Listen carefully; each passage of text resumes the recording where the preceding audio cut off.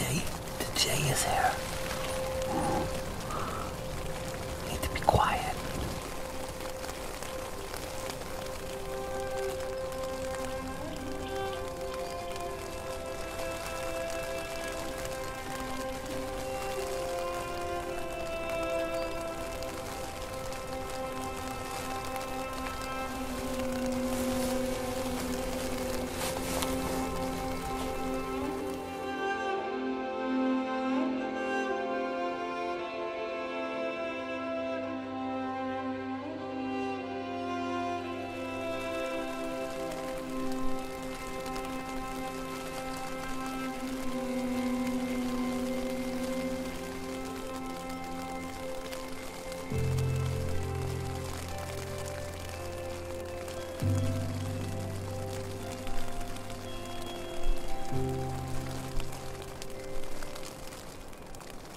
I'm sorry it's a little bit foggy, that it's raining outside and inside my blind it's really dampy.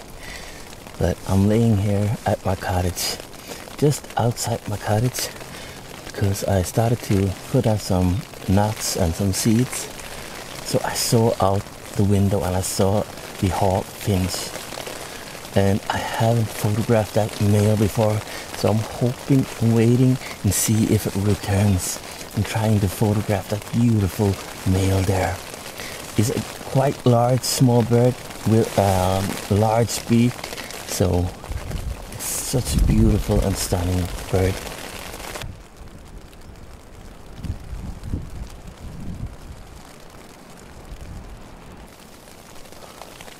Laying here in the rain in the blind there is actually really good. Now all the birds are actually flown away. Normally that means that the jays are here. There are actually jays there, and let's see if the jay comes.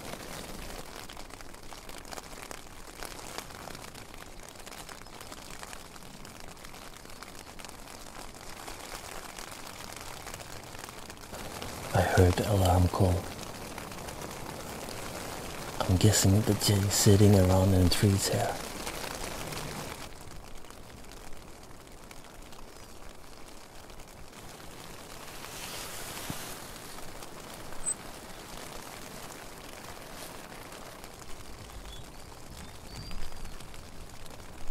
One thing I like about shooting this low here at small birds, the birds are walking on the ground.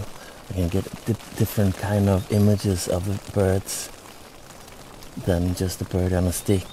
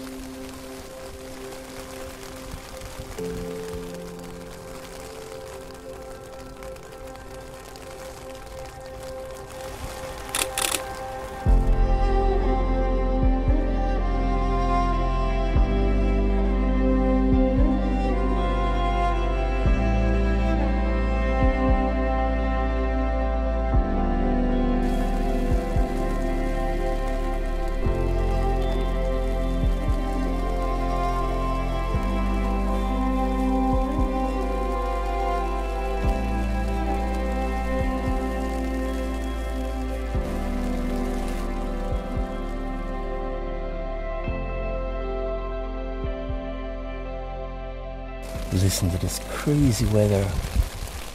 Raining and raining and raining. But it could be really beautiful. Getting birds in that rain creates a little bit atmosphere. It's the same with like getting birds and animals at snow. It makes the picture a little more alive. So I'm laying here with my D4S and I'm having ISO 2000 because it's a little bit dark now when it's like heavy rain and heavy clouds. So I'm at a shutter speed of 1/1600 of a second to freeze some action at f4. I'm going to try maybe to experiment to photograph with a little slower shutter speed to get the stripes in the rain.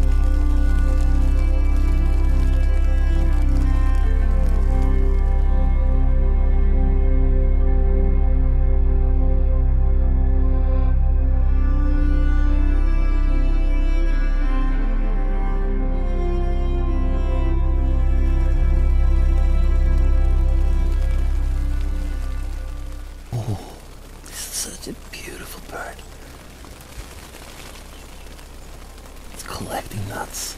So cool to have the shade just right outside the cottage.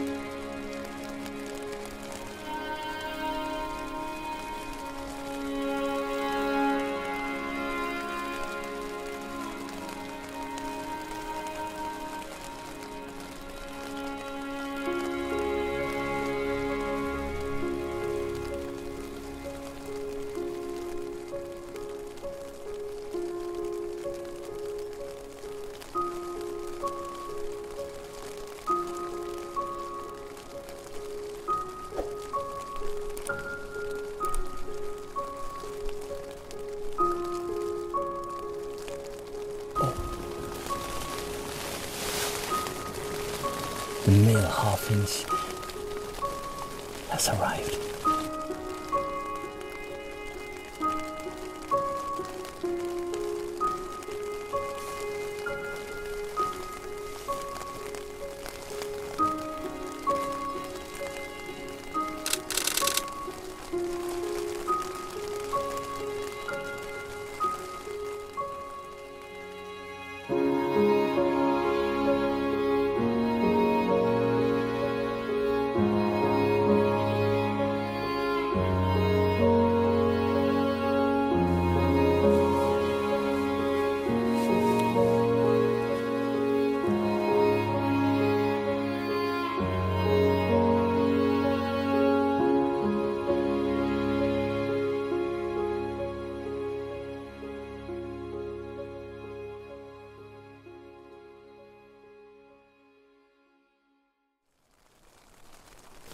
The siskin is such a beautiful bird.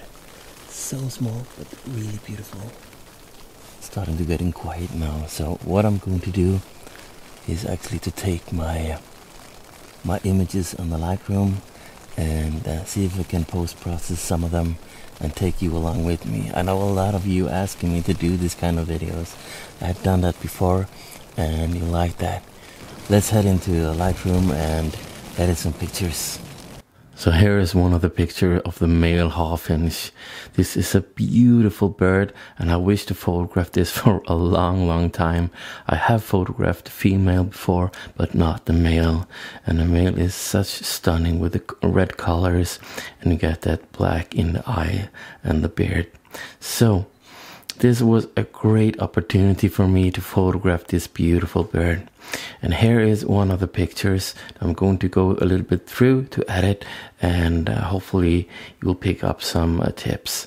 You can see here it's shot by ISO 2000 and f4 and 1000 of a second with 500mm f4. And as you saw earlier on the video, I used the D4S full frame camera to shoot this. And you can see it's ISO 2000, so it's not too noisy, but I'm going to run it to some noise reduction anyway. But let's start with cropping in the image. So I'm going to try a little bit like this. I don't want to take too much of it. I will leave some room on the back and in front. I think maybe this is like this. Yeah, it's nice with the droplets of the rain here taking up some of the dead space here, so it's creates some lives in the picture. Actually, I wish it was a little bit more rain, but at that moment it has stopped a little bit raining. But I always start with vibrance and saturation at +5. I don't want to take it too far on the saturation and vibrance. I think it's getting a little bit unreal though. but I'm going to take down the highlights around 15, but I'm going to increase the whites until I see here. When it shows blue here, it's clipping, so I'm going to pull it back one step there, and I think that is perfect. And I'm going to take the clarity a little bit, like plus 10, and sometimes I'm experimenting with taking away some dehaze and see how that affects the image. So it makes it a little bit like, I'm not what it calls in English, but it's a little bit more washed out. So but I can fix that with taking the blacks back, because I want to have like a little details in black, but I want to have the blacks to be black. But I think this is good. And then I'm going to go to the sharpening part. I'm going to sharpen amount around 50, around 60, and radius I'm going to take 1.3, 1.4, and yeah, maybe 1.3. And I'm going to see if vignetting would do something for the image. Yeah, it draws me a little bit more towards the bird there, and I actually like that. You can see here there are two trees between in the background there, and in the middle you can see there is a sky that creates a little bit more bluish colors. So I'm going to try to change that with the brush and use the white balance to get a little bit more of that blueness, to get a little bit warmer. And I'm also going to decrease some exposure and some highlights just to get rid of that little lighter area. The next thing I'm going to do is to take it into Topaz Denoise. It's not a lot of noise in the image, but I'm going to remove that anyway. Let's take it into Topaz Denoise. I'm going to use that auto settings for the Topaz Denoise and see how that reacts to the image. And now it's processed, and I think it makes a great job removing all the noise in the background and also preserving the sharpness of the bird in a good way. So I'm going to apply that. Now I'm back in the Lightroom with the noise removed. The next step, we'll take it into the Photoshop, because you can see here some shells from the sunflower seeds in the beak, and I want to remove that in Photoshop because it's a little bit distracting. So I have zoomed in on the beak here, so I'm going to work a little bit about that shell from the sunflower seed. So I'm going to start with this tool here. I don't know what it calls in English, but let's try this size here and just paint a little bit around and see if it does a good enough job. And it actually does. Really good job by removing it. So I'm going to adjust it a little smaller brush there and get rid of all this small artifacts there. Yeah, that's good. And now I'm going to work a little bit with this shell in here. It's a little bit too bright, and I don't mind to have a seed there, but if it's showing this white thing of the shell there, it's a little bit distracting. So I'm going to use the clone tool to get rid of that and see how good that is.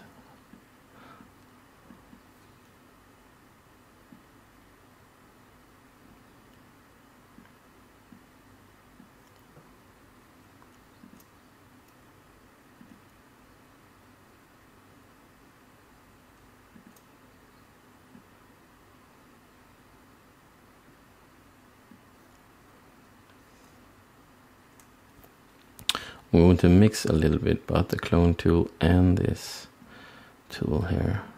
Oh, it was a little bit off.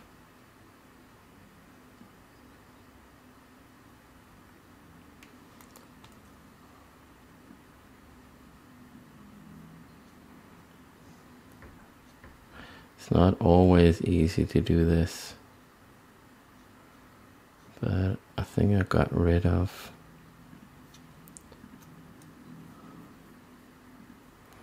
and let's make it a little smaller here.